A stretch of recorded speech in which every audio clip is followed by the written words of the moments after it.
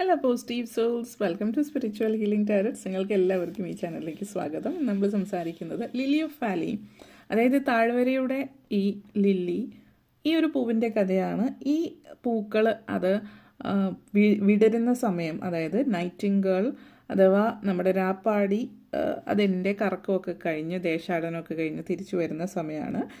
കഥകളിൽ പറയുന്നത് ഈ ഒരു പുഷ്പത്തിനും അതിൻ്റെ രാപ്പാടിയോടുള്ള പ്രണയത്തെയാണ്. പക്ഷെ അവരൊരിക്കലും അത് തുറന്നു പറഞ്ഞിട്ടില്ല.